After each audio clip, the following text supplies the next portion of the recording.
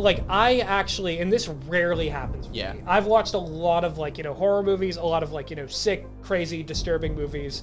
I was, like, clinging to my own body. My hands were shaking as this, like, the last bit sort of comes in, and I was this close to, like, running out of the theater. Yeah, you were in trouble for a minute there. Wanna be a wannabe? Like and subscribe.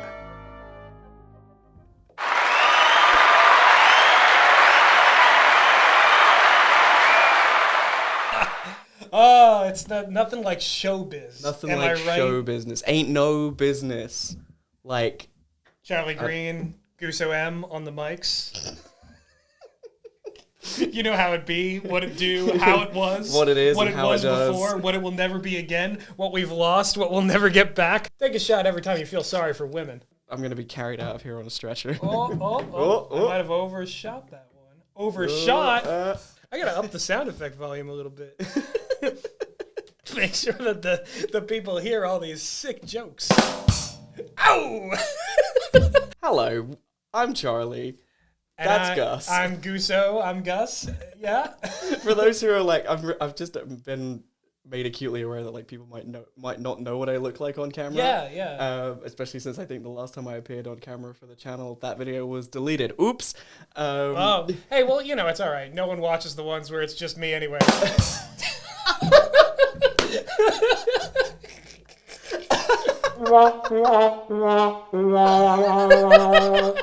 I've seen The Substance. You came across the ocean. I'd subjected you to The Substance. And subjected me to The Substance. Yes, I saw this. So we are recording this at an undisclosed location, at an undisclosed time, less than a week after this movie debuted. I watched it on opening night on Friday 20th. One of the last things I did before I left the UK to come visit. And when you suggested like us going to see it, I jumped at the chance to see it a second time because let me tell you, it is going to be, and I'm glad for this, but it is going to be a long time before I stop thinking about this movie. Yeah. This I think was a really unforgettable cinema experience. And I mean both like, we went to see it in Alamo Drafthouse, Boston.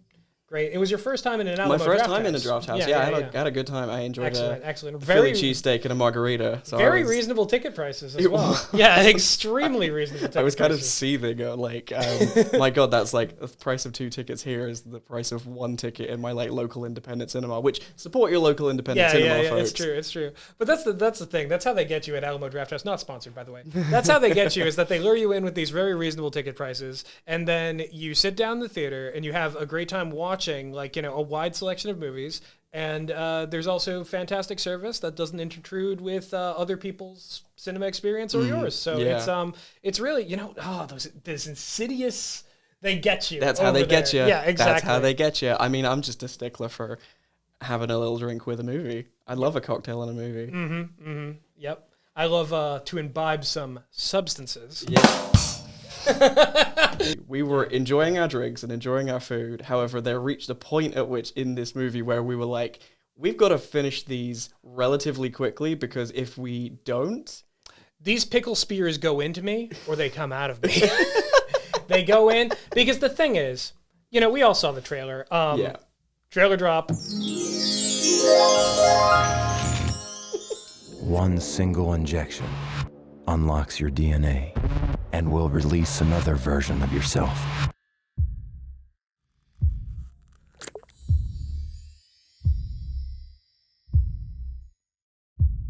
This is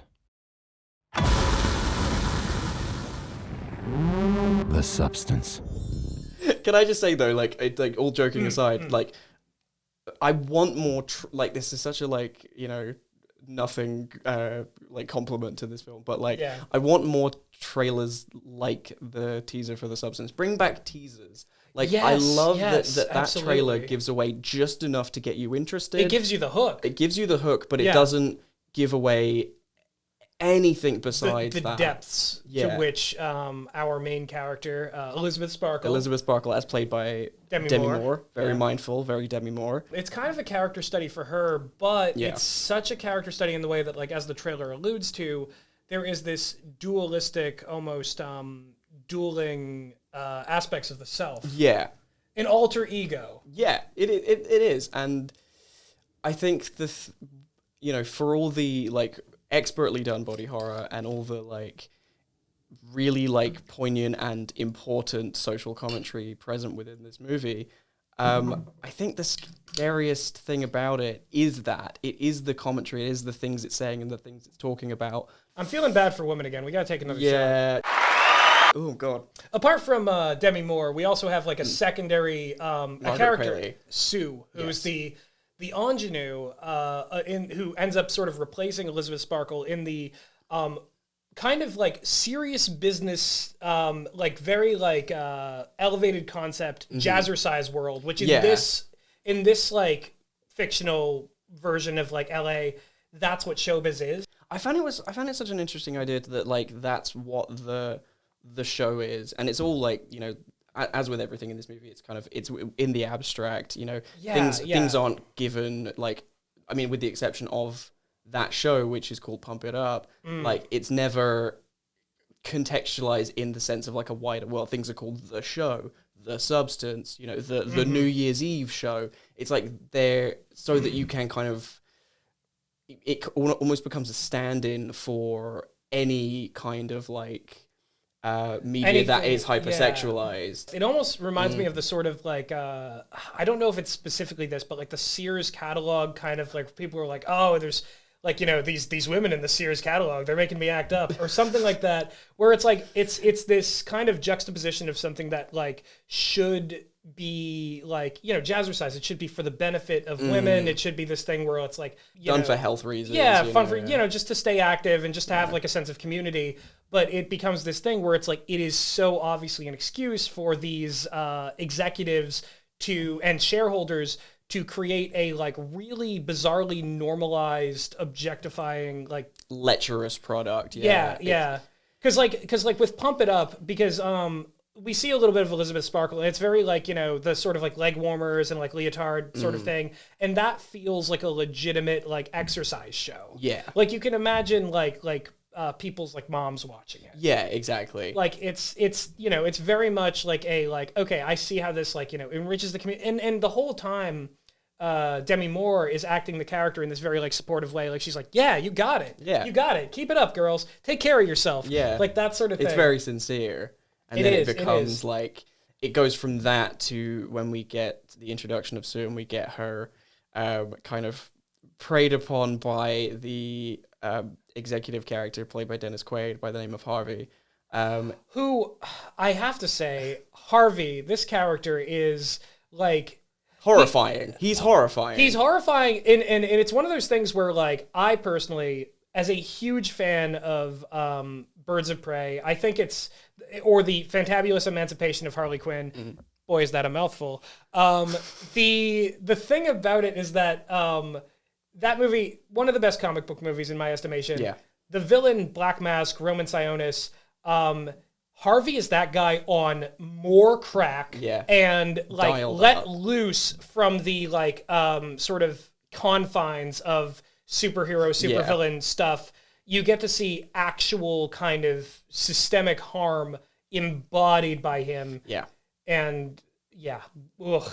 It makes me shudder just thinking about it, but it's the line he has, like, just as he's leaving the bathroom, where he's like over the phone to his assistant, he's like, oh, did you know like women's fertility starts to decline after 25? And it's that I hate how often I've seen people cite that as if it's a fact in reality, when it's just like, ew, gross, stop saying. That's why are you so stop saying that shit. Talk about taking the piss. That thing you were saying about the close-ups is so throughout this, it is so prevalent, because we see like Harvey in his like, you know, kind of repulsive, piggish ways, eating things, like pissing close to the camera, like his face like up basically in the lens. You will never look at shrimp the same way again after seeing this movie. And then we get and then we get what is it, Margaret Qualley. Margaret Qualley.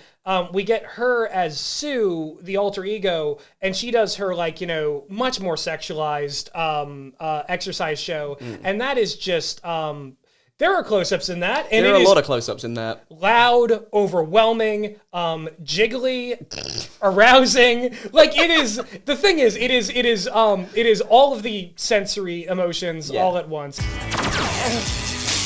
It's too shiny. Everything's too shiny. Everything's too loud. Everything's too bright. Please. Yeah.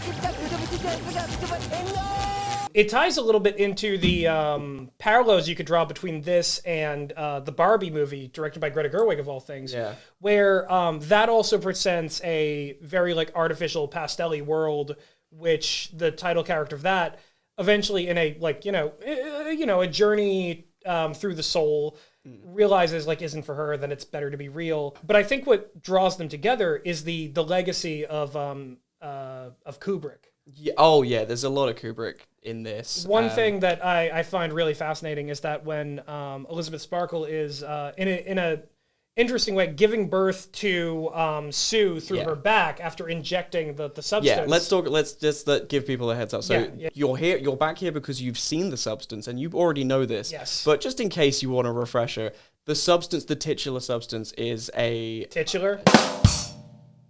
Don't do me like that. Don't. Boobular? Breastular? Didn't work. The soundboard rejected you. Anyway, as mentioned in the title, the substance is a experimental drug that is designed to trigger a cellular division and split one person into two separate bodies. You have the original body, the Matrix, and you have the second body, the other self. The other self. Yeah. And that is the alter ego. Yeah, as offered by the very ominous, very like frenetically edited ad for the substance. It is like the younger, more beautiful, more perfect idea of yourself. They're essentially selling like a actualized envy drug. Where it's like the things that you most feel like society doesn't see you as, that you would most desire, that's what you become, or you create this other self in an almost like Greek mythology style way. It emerges from your back, kind of like Athena emerging from Zeus. And forehead, thigh. I don't know. It's also, but like the way that it's done is so. Again, like the body horror on display in this movie is unlike anything I've seen since the days of like a Carpenter or a Cronenberg or like Clive Barker. It's like, and I'm not, and I don't.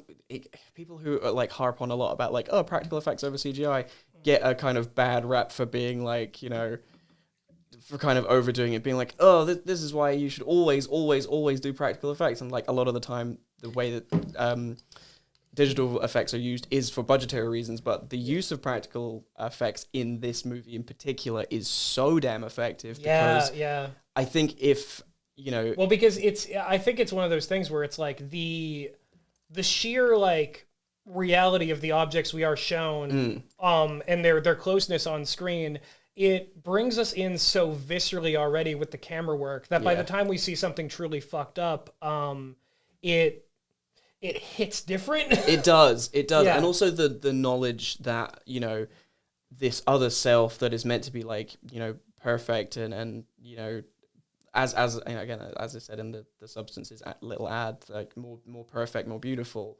To know that it comes out of like this very painful process of like literally splitting you open, having the other self crawl out, and then having to stitch back up that open wound that they came out of. There's a lot of and it's interesting because it addresses a lot of things, but I think one of the things that it does really well is that there is this feeling of like the clone paradox almost, where you don't know if there's sort of it's left ambiguous whether there's like true continuity between these bodies, because only one of them can be conscious for 7 days at a time, and then they have to switch back. But the way that it's framed and the way that like this character, like Elizabeth, she's Elizabeth when she's in her original body, her Matrix self, and then when she's the other self, she's Sue. Her identity kind of, like plastic, molds itself to imagine that she's just been Sue from the beginning. Yeah.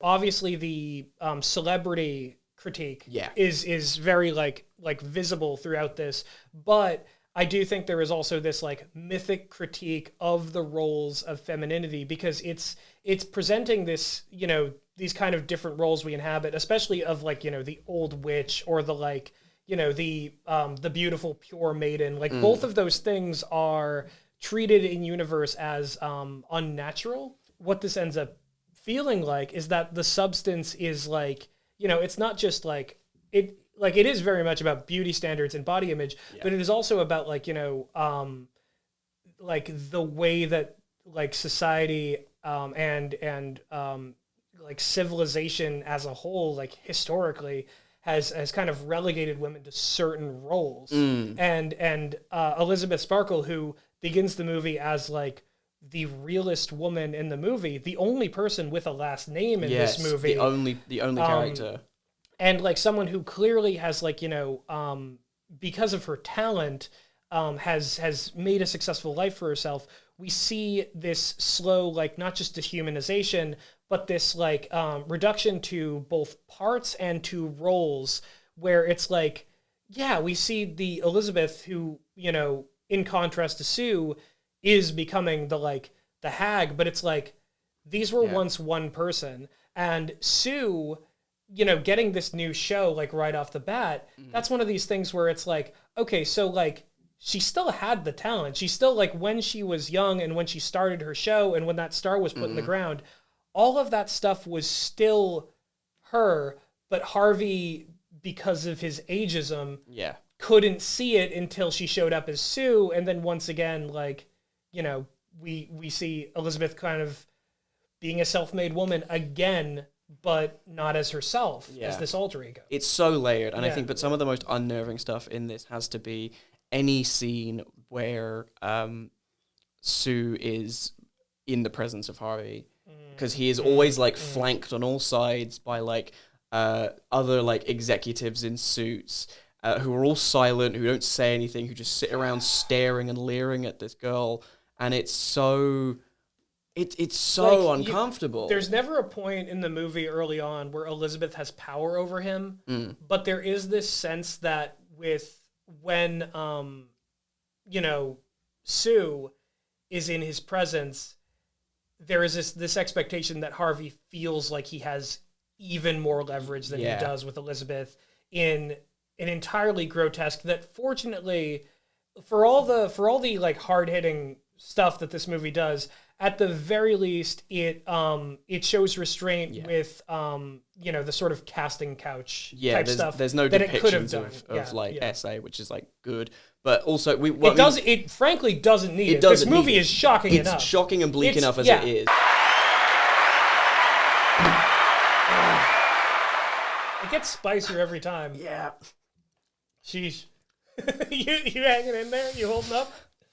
What? You saw this with one of your friends who was a woman. Yes, I did. I saw this with a very good friend of mine. Shout out Anna, who I have known for a long time. I don't mean to put her on blast, but she was moved to tears by this. Yes, there were moments of this that moved my friend to tears. And again, we don't say that to be like, haha, like you cried at this. It's like, no, genuinely, rightly so. Because here's where, like, this is context for the fact that, like, you know, me, cis male, never had to deal with any of this, like, you know, ridiculous stuff. I like at the most, it's like I am sort of that passive audience that, like, in the universe of this world, that would be cultivated, constantly leer and look at these women. That would be my role in that world. But also to give yourself to give you credit where it's due, and I will say this of myself as well, receptive to the experiences of others, and that's why the empathy, empathetic for sure. Of course. But what I'm saying is, like, that would be the kind of society that, like, you know, is very much cultivated in this movie, because it's in the way that movie worlds usually are. This is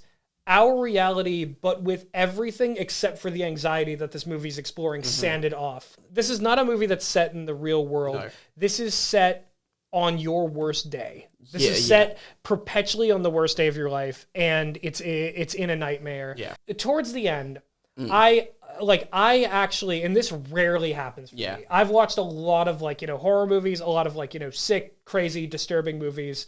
I was, like, clinging to my own body. Yep. My hands were shaking as this, like, the last bit sort of comes in, and I was this close to like running out of the theater. Yeah, you were in trouble for a minute there, but I think, but again, like, and that's the thing. It's like, I do not say this lightly. I've only had a few of them in my life. Yeah. That was like, I could feel the panic attack feeling coming in. I gotta get out of here. That was when I was like, I need to ride this out. Whatever the rest of this is, come hell or high water, I am sticking to it. I have to see this through to the end. And that's what I was going to say about, like, having seen this on a rewatch. At no point during my initial watch or my rewatch did I get to a point where the intensity of that final crescendo, like, at no point did it kind of wash over me. You feel it so hard, and again, it's why I think it's a crucial film to see. This is a movie. This is crucially a movie that doesn't like wash over you. This is a movie that submerges you. Yeah, no, you're right. Like, you're it right, is in sound, in sensations, in like it is everything. A sensory. It is as much as it's a sensory nightmare. Overload. Yeah. And the whole time I was thinking this, and I came away with this. It's like Margaret Qualley, extremely attractive. Yeah, of course. Yeah, but it's one of those things where it's like the way the movie presents all that, you're almost like, you feel wrong for it, right? Yeah, you feel wrong. It's I am looking as respectfully as I can, but the camera will not allow the respect to manifest. And that's what it's going for. That's the point of the commentary there. Yeah, the camera is disrespectful. The world is disrespectful. Yeah, and you're just you're sitting there and like and when it all sort of where it all sort of ends, it's this unforgettable, powerful. If this doesn't fucking send a shiver up your spine, like I don't know what to tell you. Yeah, it's again, without spoiling too much, it comes full circle in the most heartbreaking kind of way. Yeah. And in a way that I think as well calls attention to like another of the core ideas at play within this movie, which is like the idea of equating, like, fame with a kind of love and adoration that is, it's not the same as like the love shared between friends or partners or family. Genuine, real connection. Genuine, real human connection. It's such a commentary on alienation because the society feels like it doesn't have room for that, or at the very least, it doesn't have room for. The thing is, if that society doesn't have room for that for Elizabeth Sparkle, who up until the events of the movie is like, one of the most beloved figures around, who was like super supportive to everybody and like, seen as this like, symbol of success and of like, women having community, having someone to look up to. If this society that we're seeing treats Elizabeth Sparkle this poorly, then that alienation, that world that would create the need for such a substance, it's got to be hard on everybody. Like it's except for the few people benefiting, like Harvey and his board of eerily like similarly looking like older like shareholders. The dark mirror to Will Ferrell and the board of directors of the hotel company from Barbie. Which like again, Barbie, Poor Things, and this coming out in the same span of years. And also Fresh, which I think is the original Get Out for women. Yeah. You can almost, the thing is, you can almost see this, like, this meme assembling of, like, thank you for, and then, like, you have Alex Garland's man with the not you. Not you. Yeah. Well, exactly. It's like you said the other day, like, that's a different kind of objectification. Yeah. It's and I was going to say no shade, but no, we have all the shade for Alex Garland's man. For Alex Garland's man. I meant with Fresh is a different kind of objectification. Yeah. To Elizabeth Sparkle. Eh? Yeah. To Demi Moore. This is a beautiful movie, but I gotta tell you something. But I was gonna say, yes, that this is a movie that. Oh, hang on. Oh God. Hey, all right.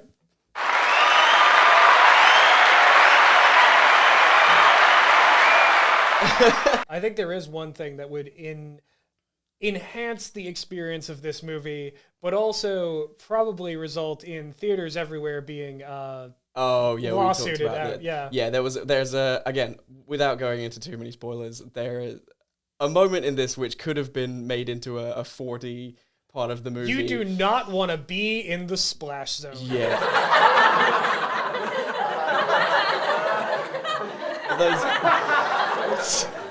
Wow, they really liked that one. They're still going. They love that one. Yeah. But again, it's a much different audience reaction to the one in The Substance. But also, again, any cinema attempting to make this movie a 4D experience, be prepared for a hell of a cleaning bill from some real pissed off customers. Yeah, you're gonna have to clean up my dead body because that will kill me. But seriously, folks, I'm sure we've edited around the spoilers, we've danced around things. Yeah. But this is a movie that is well worth your time if you can handle the themes of it, because I can see this being, very troubling for a lot of people. And I will say as well, there's no shame in skipping this one if it's not for you for any number of reasons. But if any of this intrigues you, I think it is worth the spine-chilling thrills that you will. A true revolutionary horror movie. Yeah, and for the modern era. And I think as well, like it is a rough set, and there's no, we've sung this movie's praises, and rightly so, because it deserves, I think, every ounce of celebration that it gets. Already, as far as I've seen, it's been really well received. But I think just for me personally, bit of Charlie Deeplore. I'm trypanophobic. I have a massive fear of needles. And this, after one sitting, for all its like injections and its injury detail and its other body horror elements, instantly hit my top 4 on Letterboxd. Within the first watch, I was like, I can't not. I can't. It feels wrong to give this movie anything other than a full 5-star rating, a like, and a spot in my top 4 because. You know what? You were the Margot Robbie with the Letterboxd meme. Yeah. yeah.